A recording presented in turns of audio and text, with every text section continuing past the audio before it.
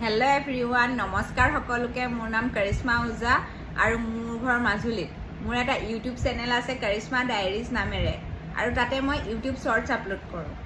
বহুত দিনৰ পৰা মই ভাবি আছোঁ কি মই মোৰ লাইফ জাৰ্নিটো মোৰ বেষ্ট এক্সপেৰিয়েন্সখিনি আপোনালোকৰ লগত শ্বেয়াৰ কৰিম।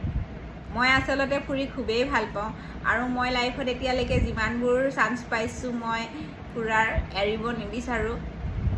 কিন্তু যোৱা 2 বছৰে কোভিডৰ কাৰণে ফুৰাটো বহুত কমি গ'ল।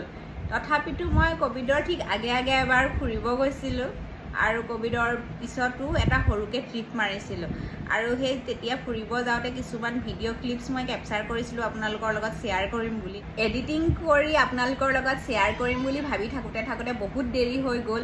তথাপিতো ইমান ডিলে হৈছে যদিও এতিয়া মই ভাবিছোঁ আপোনালোকৰ লগত এডিট কৰি ভিডিঅ'ছখিনি শ্বেয়াৰ কৰোঁ।